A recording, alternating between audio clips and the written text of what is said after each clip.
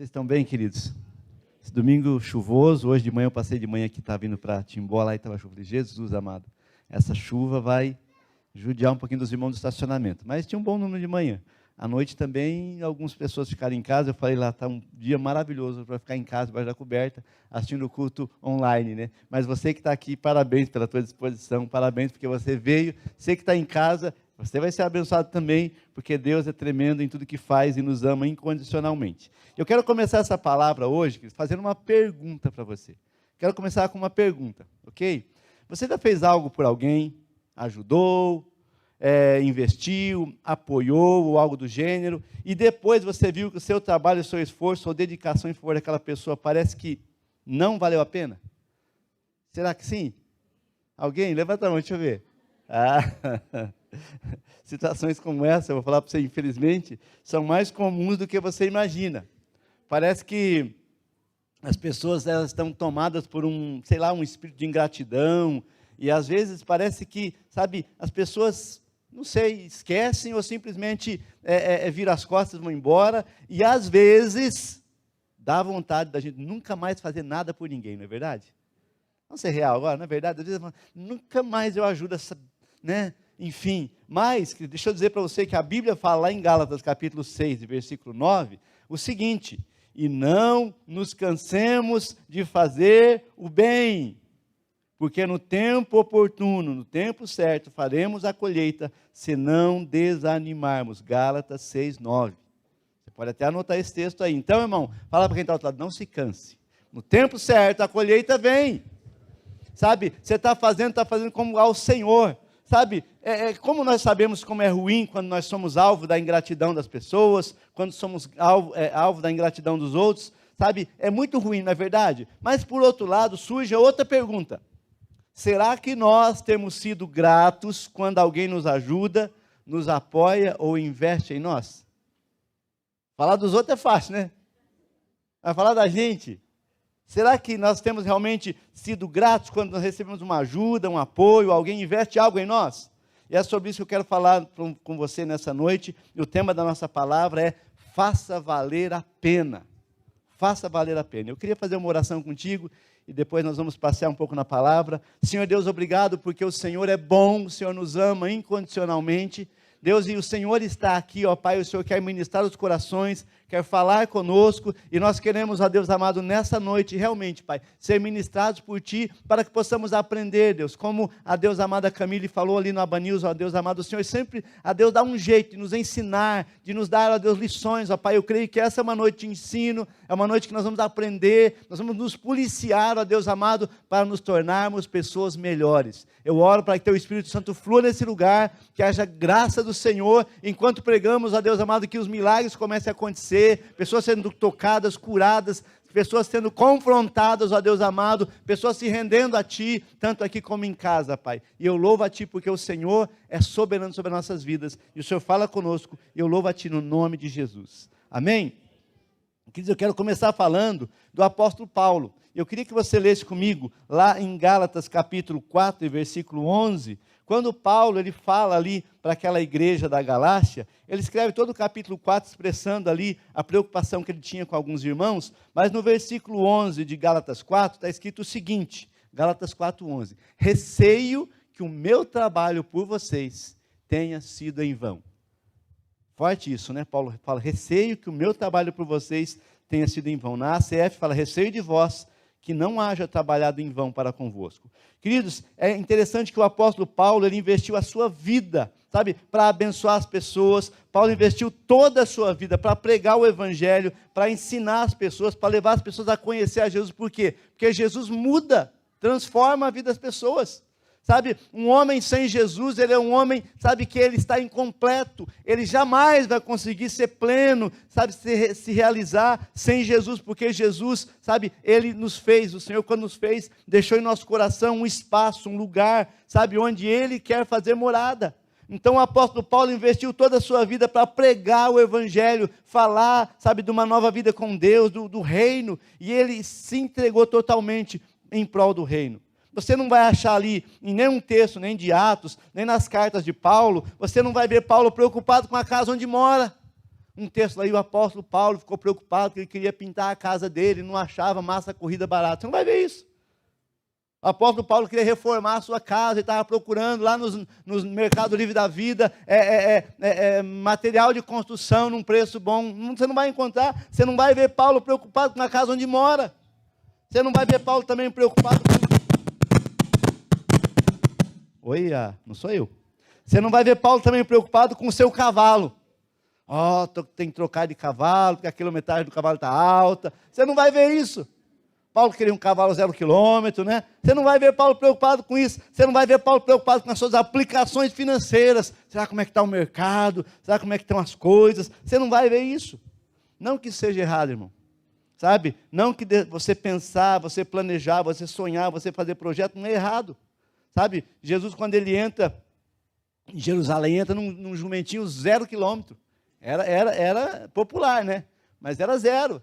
Sabe? Então não é pecado, não tem problema quanto a isso, mas o que eu quero enfatizar é que a preocupação de Paulo estava em pregar a palavra de Deus, conforme a gente pode observar em Atos 20, 24, quando ele fala assim em Atos 20, 24, em nada considero a vida preciosa para mim mesmo, contanto que eu complete a minha carreira e o ministério que recebi do Senhor Jesus, para dar testemunho do evangelho da graça de Deus. Sabe, Paulo saía a pregar o evangelho, anunciava Jesus em todo lugar por onde ele passava, as pessoas que cruzavam pelo seu caminho, ouviam a palavra, sabe, se convertiam. Paulo incentivava as pessoas a viver uma vida de fé frutífera, genuína. Paulo entregou a sua vida, queridos. Sabe, desde quando ele tem aquela visão em Damasco, ele cai lá no caminho de Damasco, há quem diga que ele caiu do cavalo, mas naquele texto não fala de cavalo, fala que ele caiu por terra, né? Não sei se ele estava a pé, mas enfim, alguém, mas o cavalo, que coisa que era o cavalo que Paulo caiu no caminho de Damasco? Não tem cavalo ali, né? Não está escrito. Mas enfim, desde aquele momento que ele tem encontro com o Senhor, a vida de Paulo é totalmente, sabe, dedicada a pregar o Evangelho, a anunciar Jesus para mudar a vida das pessoas. Em 2 Coríntios capítulo 11, versículo 23 a 28, Paulo fala um pouquinho do que era a vida dele, do quanto ele tinha se dedicado, se esforçado. 2 Coríntios 11, 23 a 28, fala assim, são ministros de Cristo?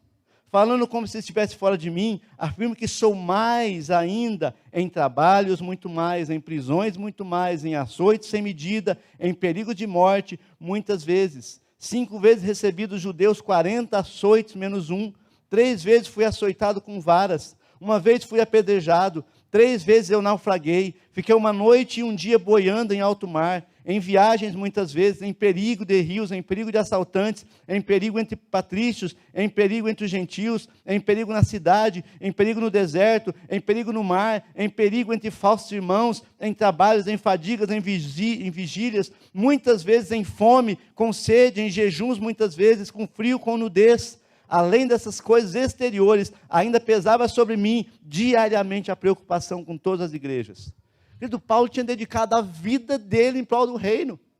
Paulo tinha dedicado a vida dele em prol do reino. E no texto que nós lemos no capítulo 4 de Gálatas, nós vemos Paulo expressando a sua preocupação quanto a alguns que haviam crido, mas naquele momento estavam voltando atrás na sua decisão. Sabe, deixando Deus de lado. Sabe, parando, não, acho que não precisa muito. Não precisa ficar orando. Não precisa ficar lendo a Bíblia. Não precisa ir tanto para a igreja, um frio desse, fica em casa, uma pipoca. Né? O que preocupava Paulo é que ele via algumas pessoas voltando atrás na sua decisão, e isso se revela pela maneira como eles estavam vivendo. Sabe, querido, se as pessoas olhassem para aqueles homens da igreja da Galácia e vissem o início do Evangelho, quando eles começaram a crer, eles eram homens avivados, não perdiam um culto, não perdiam uma vigília, estava sempre com a Bíblia lendo, estava sempre ali buscando algo para o Senhor, algo do Senhor, mas de repente Paulo olha e Paulo vê que a maneira deles viver não estava mais revelando o amor que eles tinham por Jesus, tanto é que ele fala nesse texto, receio que o meu trabalho por vocês tenha sido em vão. Receio de vós que eu haja trabalhado em vão para convosco. Por quê, queridos? Porque aquelas pessoas por quem Paulo tinha feito tanto, elas não estavam mais nem aí com Paulo, com o Evangelho, com o reino, com a igreja, com o ministério, com o GC, com as atividades da igreja. Paulo via aquele povo meio que desanimando, um povo morno, e como nós ouvimos na palavra semana passada, sabe, saindo do piloto automático, pessoas entrando no piloto automático. Mas Paulo deu a vida por eles. Sabe, Paulo fez tanto por aquelas pessoas. O que Paulo poderia ter dito àqueles irmãos da Galácia: irmãos, faça valer a pena. Vocês estão vendo açoites, varadas, naufrágio, mordido de cobra. Paulo sofreu tanto e ele via as pessoas: não, esse é o pastor que faz. Eu não sou pastor. Eu sou só da igreja, sou só um irmão da igreja. Não sou nem baterista, sou só um irmão da igreja. Fala para o irmão que está ao teu lado: você pode fazer um pouco mais para o Senhor. Você pode fazer, irmãos. É um risco muito grande. O pastor Jefferson pregando semana passada, eu falei, como essa palavra é profunda e poderosa. Porque às vezes nós vamos fazendo e vamos dar, tá bom assim mesmo. Não tem problema não, tá bom. Sabe, queridos, é interessante que Paulo, sabe, tinha feito tanto, e Paulo era exemplo. Paulo tinha entregue a sua vida, passava por tanta situação, sem desanimar. Eu falei, queridos, será que eu estou trabalhando em vão para com vocês? Será que vocês não podem fazer algo mais para o Senhor? Irmão, deixa eu dizer uma coisa, a nossa geração, ela corre um grande risco, porque nós somos a geração do tudo fácil. Tudo é fácil agora. Sabe, você vai na igreja, antigamente o pessoal vinha na igreja de pé, longe, andava para ir na igreja. Essa semana eu estava descendo hoje de manhã, eu estava vindo, ontem, se não me engano, estava vindo uma família da igreja subindo, eles moram lá na Isaac ali, eles estavam subindo a pé, né, e o morro ali, quem sobe esse morro de pé sabe que não é fácil, né? E eu louvo a Deus para de vocês. Nós já andamos muito morro, já subimos muito morro, né? A igreja sempre foi no morro, sempre foi no alto, né? Nós começamos lá na Quitandinha, a gente saía daqui, ali não tinha muito morro. Quando chegava na rua Quitandinha, tinha que subir, né? E às vezes de bicicleta ali, a corrente da bicicleta, clac, clac, clac, clac, né? Você estava instalado na corrente da bicicleta, né? Mas a gente estava indo lá, às vezes no caminho tomava chuva, sabe? Depois nós mudamos na Isaac um pouquinho, era mais perto, beleza, mas na Paulo Brum ali, tinha uma subida que era abençoada, e parece que havia uma conspiração do céu, a gente estava subindo, no meio da subida, vinha chuva. Hoje em dia, queridos, é fácil demais, vem de carro, vem de Uber, né? Vem de carona, né? Alguns vêm a pé, glória a Deus, mas mesmo os que vêm perto, eu sempre falo, irmão, é interessante assim, você faz um sacrifício, não custa. Nós tivemos uma reunião essa semana e daí alguém falou, pastor, eu não vou conseguir. Eu falei, faz um sacrifício, dá uma olhadinha lá, pede uma carona, dá um jeito. Sabe, você pode fazer mais, sabe por quê? Porque Jesus fez tudo por você. Deus fez tudo por você, então, querido, sabe, faça valer a pena, a palavra que Paulo poderia ter falado para aquela igreja, faça valer a pena, faz algo a mais, se esforça, pastor, eu vim para a igreja para ficar sentado, sossegado, sabe, só de boa. Não, é o famoso crente 3S que eu já cansei de falar, né? Salvo, sentado e sossegado, né? Não pode, irmão, faça algo para o Senhor, sabe, faça valer a pena. Paulo fala assim, olha, receio que o meu trabalho por vocês tenha sido em vão, sabe, às vezes nós fazemos, eu vejo lá o pastor Ives, ele é aquele professor bem, né, e o pastor Jefferson e tal, e prepara a aula, e passa a semana preparando a aula, os alunos não vêm, os da EDM vêm, né, isso aí eu estou conjecturando, viu, pastor Ives? Estou conjecturando, isso às vezes acontece. Será que valeu a pena? Estudei, fui lá, mas a pessoa foi edificada. Mas às vezes que a gente, sabe, é tão fácil, falar, não vou fazer não, porque estou cansado. Cansado de quê, abençoado? Estou cansado. A gente vive numa geração de cansados. Por isso Jesus fala em Mateus 11, fala assim, vinde a mim, os que estáis cansados, sobrecarregados, oprimidos, eu vos aliviarei. Jesus quer aliviar você, mas meu amado, não pare de fazer as coisas para o Senhor, sabe, faça valer a pena, lembra do sacrifício, sabe, Paulo investiu tudo para aqueles irmãos, e ele olha e fala, irmãos, parece que vocês estão parando. Fala para o irmão que está levando, para não, abençoado, para mais, faz um pouco mais, sabe, no Antigo Testamento nós vemos também o quanto Deus investiu na vida do homem. Sabe, Deus ele criou o homem, Deus ele vai, ele conduz, ele faz todas as coisas, tudo é para o homem, o Éden foi plantado para o homem, o jardim no Éden foi plantado para o homem, Deus coloca o homem lá, mas no Antigo Testamento nós vemos que o homem foi se afastando de Deus de uma forma tão terrível, que o próprio Deus se arrependeu de ter criado o homem. Sério, pastor? Gênesis capítulo 6, versículo 6, diz o seguinte, Gênesis 6, diz assim, ó, então o Senhor ficou triste por haver feito o ser humano na terra, e por isso lhe pesou o coração. Coloca na CF, por favor. Tá, só para a gente... A CF. Isso. Então arrependeu-se o Senhor de haver feito o homem sobre a terra, e pesou-lhe em seu coração. Sabe, o homem pecou, se contaminou de uma forma tão terrível, que o próprio Deus disse: eu me arrependo de ter criado o homem. Me arrependo. Deus chama Noé e fala: Noé, ó, eu vou destruir tudo, porque eu me arrependo de ter criado o homem. Queridos, presta atenção nisso. Deus olha para a criação dele, olha para aquele que ele formou do pó da terra, ele soprou nas suas narinas, falou: governe sobre tudo. E Deus vê o homem numa forma tão terrível, tão afastado de Deus, que o próprio Deus fala: me arrependo de ter criado o homem.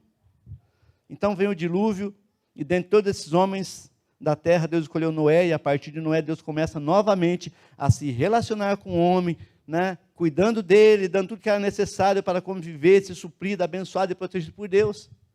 Mas então, desde então, sabe, quantas vezes o homem se afastou de Deus, se rebelou contra ele? Depois do dilúvio, Deus estabelece os patriarcas, Abraão, Isaac e Jacó.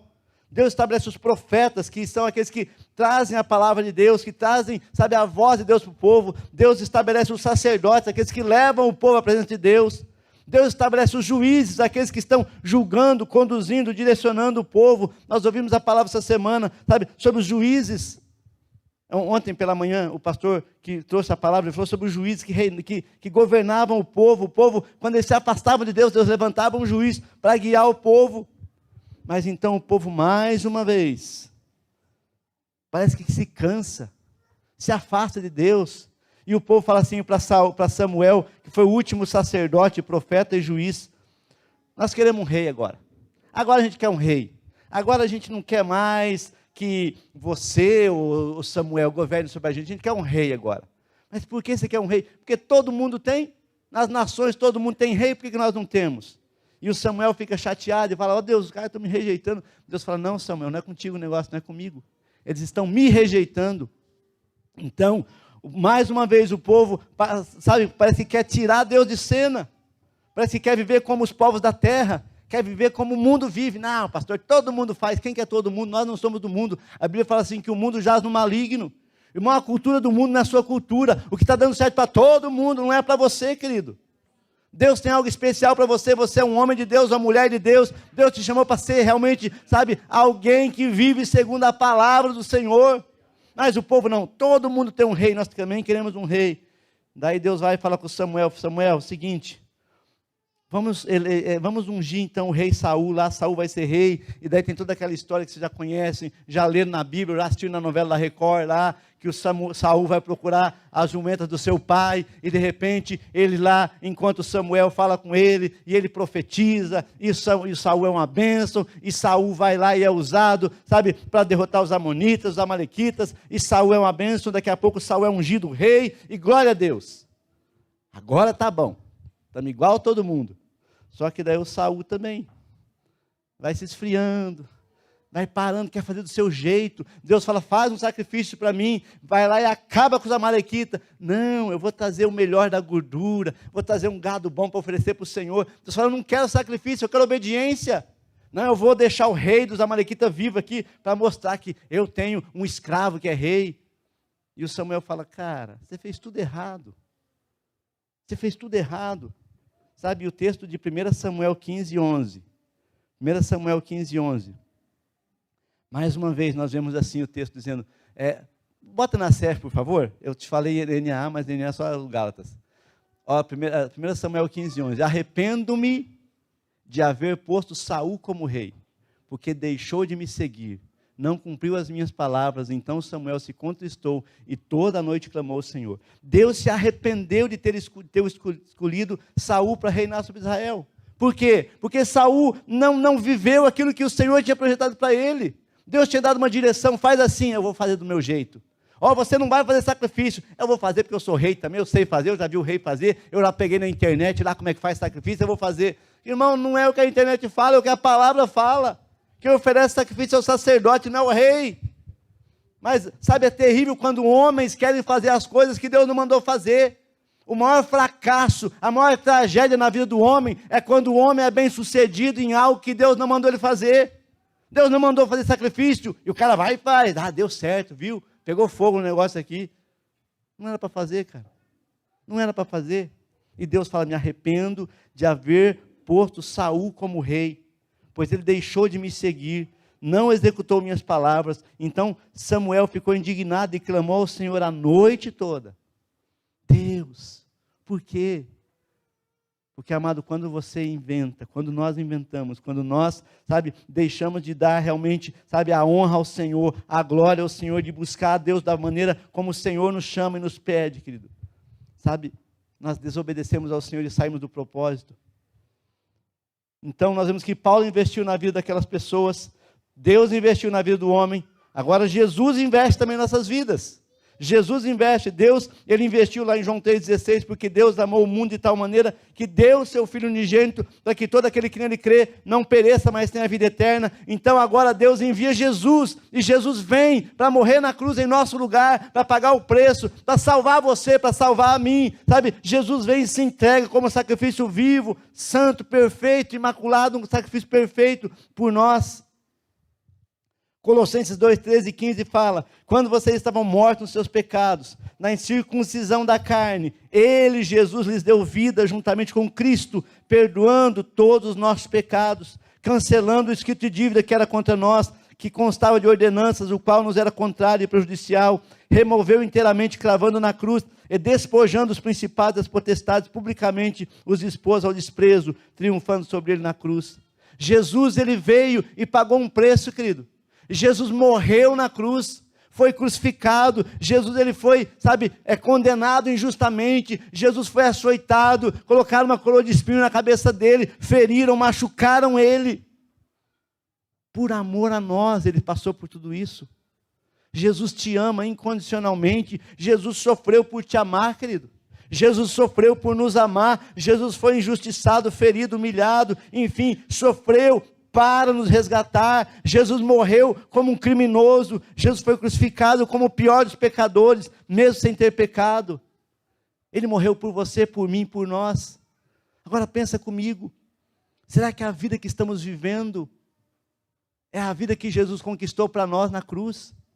Será que Jesus pode olhar e falar: puxa, valeu a pena, olha lá, eu morri por eles, derramei meu sangue, morri na cruz como um bandido, como um ladrão, como um pecador, e agora eles estão vivendo na bênção, estão lá, estão tomando umas lá, estão bebendo, estão se prostituindo, estão vendo pornografia, estão vivendo, como o mundo vive. Pensa comigo, se Deus fez tudo isso por você, por mim, por nós, se Jesus fez tudo isso, qual deve ser a nossa conduta? Como é que a vida que você está vivendo, será que essa vida que você está vivendo traz honra para Jesus? Traz honra para aquele que te salvou? Nessa noite, nessa palavra, o que eu queria desafiar você é parar e fazer uma análise da sua vida. Será que a sua vida tem honrado ao Senhor? Sabe o que você tem vivido? Tem honrado ao Senhor? Tem trazido honra para Deus? Será que tem? Será que essa vida é a vida que Deus projetou para você? Ah, pastor, eu sou meu pecador mesmo, eu sou assim mesmo. Ah, pastor, meu jeito é assim mesmo, eu sou assim. Sabe, queridos, que nós possamos viver de maneira que a nossa vida traga honra para o Senhor, e que realmente faça falar assim: Senhor, valeu a pena, Senhor, o que o Senhor sofreu na cruz, valeu a pena porque eu estou vivendo, uma vida nova com o Senhor. Eu não estou me cedendo ao pecado, eu não estou, Senhor amado, me contaminando, eu estou me purificando, estou lutando comigo mesmo, porque é uma luta, irmão. É uma luta da carne contra o espírito. É uma luta, você tem que renunciar ao seu eu, Você tem que parar e falar: não, eu não posso viver isso, eu tenho que renunciar ao pecado, eu tenho que pedir perdão, me arrepender, confessar ao Senhor. Queridos, muitas vezes nós queremos viver só o bem bom. Não, mas a Bíblia fala que eu vou viver o bem bom da vida, a vida abundante com Jesus, vida abundante com Deus. Será que a tua vida reflete, todo o amor que Deus tem demonstrado por você? Vocês já ouviram a história dos moravianos? A gente fala muito sobre eles aqui. Mas eu vou trazer para você de uma forma muito rápida, um pouquinho, uma ilustração do que é realmente entender, o sacrifício que Jesus fez por amor a nós. 2 jovens moravianos, de 20 anos, eles ouviram sobre uma ilha no leste da Índia, cujo dono era um britânico, agricultor e ateu. Esse homem tinha tomado, das florestas da África, mais de 2.000 pessoas e feito delas seus escravos. E essas pessoas iriam viver e morrer naquela ilha, trabalhando como escravos, sem nunca ter ouvido falar de Jesus. E esses jovens então fizeram um contato com o dono da ilha e perguntaram se eles poderiam ir lá para pregar a palavra como missionário. Vocês podiam ir lá, sabe, falar de Jesus para aquelas pessoas. Vocês podiam ir lá e falar, olha, a esperança, Jesus morreu por vocês, Jesus pagou um preço por vocês. Sabe, esses jovens então fizeram contato com o dono da ilha, perguntaram se poderiam ir para lá como missionários. A resposta foi imediata: nenhum pregador, nenhum clérigo chegaria a essa ilha para falar sobre essa coisa sem sentido, que é essa coisa de Deus, de salvação, de céu.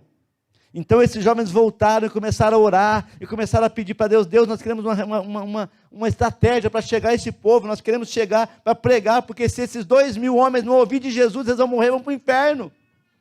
E a história conta então que eles voltaram falar com o dono daquela ilha, e fizeram uma nova proposta. E se nós fôssemos até a sua ilha, como seus escravos para sempre? O homem disse então que aceitaria, mas que não pagaria nem mesmo o transporte deles até a ilha.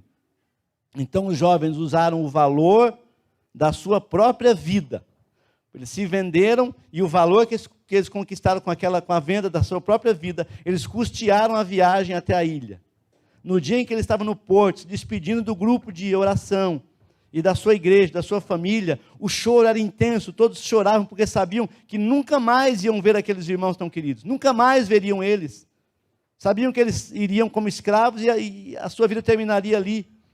Mas quando o navio estava ali, a certa distância, os dois se abraçaram e gritaram as suas últimas palavras para as suas famílias, que foram: que o cordeiro que foi imolado receba a recompensa do seu sofrimento. Jesus morreu por aqueles homens, e aqueles homens vão ouvir de Jesus, porque o cordeiro não morreu em vão, porque Jesus não morreu em vão, porque Jesus não morreu à toa, ele morreu para salvar, e aquelas pessoas precisavam ouvir de Jesus. Sabe, irmãos, que preço nós temos pago, o que nós temos feito pelo Senhor? Sabe qual tem sido a nossa entrega? Antes do pessoal começar, eu queria que você soltasse aquele videozinho. Tem um videozinho também que eu acho muito interessante, é uma história. Vocês já assistiram filmes mais antigos, já assistiram, mas nós para assistir depois. O Resgate do Soldado Ryan. E o Resgate do Soldado Ryan conta a história de uma família que tem 4 irmãos que vão para a guerra, Segunda Guerra Mundial, e nessa guerra, 3 desses 4 irmãos morrem em batalha. E o governo americano faz um decreto para que o 4º filho daquela família seja resgatado e levado vivo para a sua família, porque não era justo uma família perder os 4 filhos. Então um pelotão especial é formado, e eles saem em busca de Ryan, encontram eles, depois de muita batalha, muita luta, a maioria deles morrem, e no final ali, quando eu estou dando um spoiler, depois se assistir o filme, você já sabe o que vai acontecer, né? O capitão Miller, que é o Tom Hanks, ele chama o Ryan e fala assim: ó, nós morremos por você, nós demos tudo por você, viva de maneira que a sua vida possa valer a pena pelos aqueles que morreram por você. Põe um videozinho lá, eu já contei, né? E nós precisamos fazer valer a pena. Quando eu falo sobre valer a pena, eu me lembro de um filme um pouco antigo, talvez você tenha assistido, se não, fica uma recomendação, que é O Resgate do Soldado Ryan. Não sei se você já viu esse filme, é um filme muito legal. Eu vou contar rapidinho aqui a história para a gente entender por que eu estou citando esse filme. Esse filme mostra uma família que tinha 4 irmãos, e esses 4 irmãos são soldados e vão lutar, né, na Segunda Guerra Mundial. Desses 4, 3 morrem. E aí o governo dos Estados Unidos decreta lá, baixa um decreto dizendo: olha, nós vamos trazer de volta para casa esse 4º soldado que ainda está vivo, porque não é justo a mesma família sofrer a perda de 4 filhos. Então eles montam um grupo, liderado ali pelo Tom Hanks, né, que é o Capitão Miller nesse filme, e ele lidera esse grupo que tem um desafio, que é encontrar o soldado Ryan naquele campo de batalha e trazer ele vivo, são e salvo, para casa. E o filme é muito interessante, né, vários diálogos muito reflexivos, mas resumindo a história, boa parte, talvez a maior parte, né, daquele grupo que foi para resgatar morre. E o Capitão Miller, que é o Tom Hanks, no finalzinho, ele é baleado, ele está morrendo, ele puxa o Ryan e fala para ele assim: faça valer a pena. Nossa, aquilo é emocionante, aquilo arrepia. Porque aqueles homens passam por uma dificuldade tremenda, uma batalha tremenda, eles morrem. O último é o Capitão Miller, ele fala: faça valer a pena, nós morremos para resgatar você.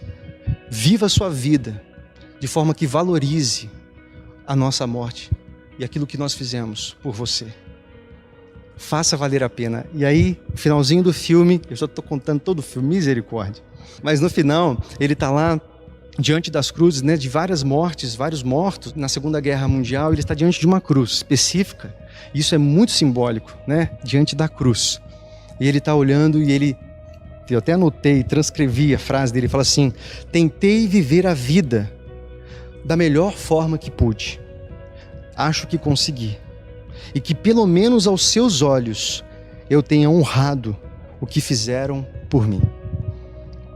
Que pelo menos aos seus olhos eu tenha honrado o que vocês fizeram por mim. Meu Deus, como isso é fantástico. Essa frase diante da cruz. Se nós como cristãos tivéssemos 2% dessa percepção, você já entendeu que Cristo morreu por você? Que Deus mandou o próprio Filho dele para morrer na cruz no seu lugar? E é como se ele dissesse: faça valer a pena.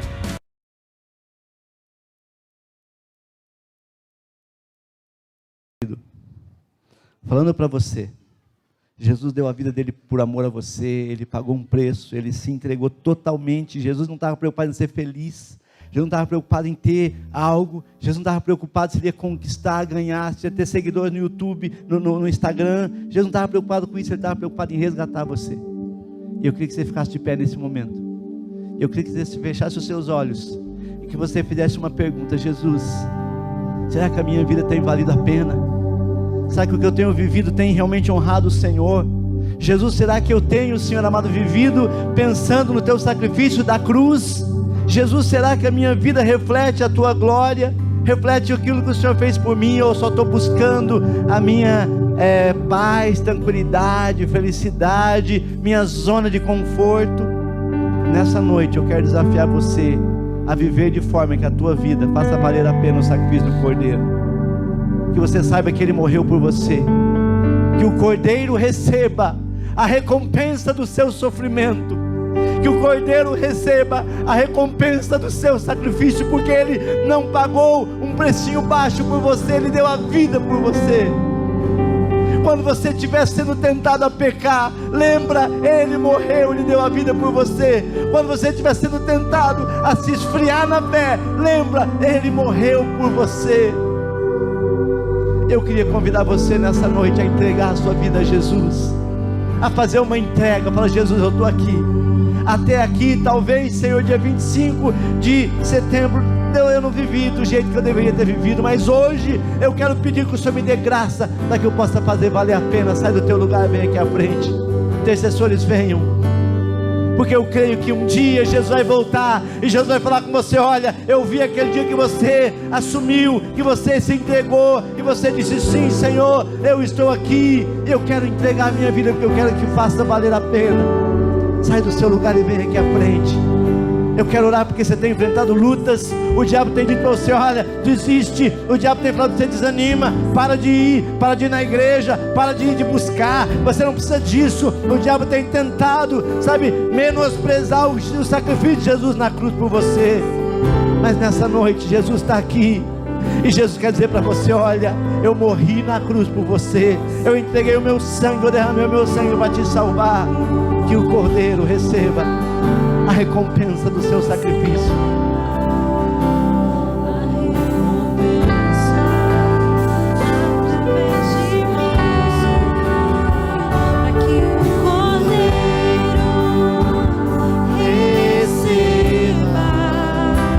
Você pode vir, você que está lá na galeria, faça valer a pena, desce daí, vem aqui à frente.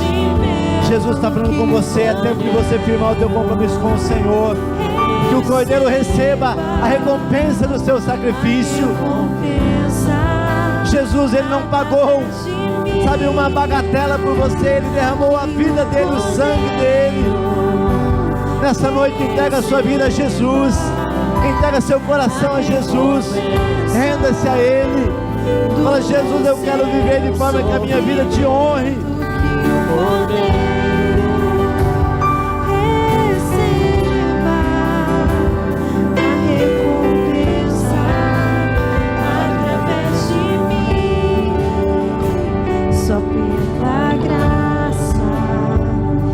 Isso acontecerá.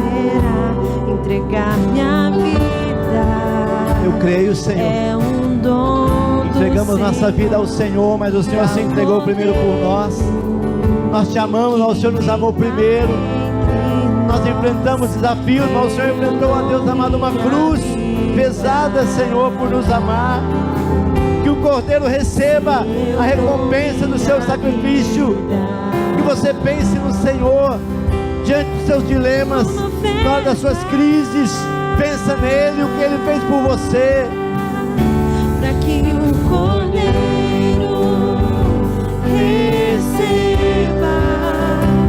a recompensa do seu sofrimento. Que o Cordeiro receba, Sim, Senhor, a recompensa através de mim. Senhor Jesus, nós nos entregamos a Ti. Como disse Isaías, eis-me aqui, envia-me a mim. Como disse Maria, eis aqui a serva do Senhor, faça-se em mim segundo a sua palavra. Como disse João na ilha de Pátimo, Senhor, aleluia, ele se rendeu e se entregou, a morte não pôde detê-lo. Ah, Deus, nessa noite, os que estão aqui, os que estão em casa, Senhor, que possam realmente entregar-se inteiramente ao Senhor, porque virão lutas, virão desafios, mas que eles possam estar, Senhor amado, firmados em Ti, porque o Teu sacrifício foi perfeito. Eu oro para que haja avivamento, Senhor, avivamento de joelhos dobrados, a Deus, de lágrimas, de entrega, Senhor, de renúncia, e que assim o Teu nome seja exaltado. Eu quero pedir a Tua bênção sobre essa igreja, sobre esse povo. Eu quero declarar, Pai, esse povo sob os cuidados, a Deus amado do Senhor, que a Tua graça seja abundante, mas acima de tudo que o Cordeiro receba a recompensa do seu sofrimento. Que o Senhor olhe para nós, o Senhor, ó Deus, se alegre em nós.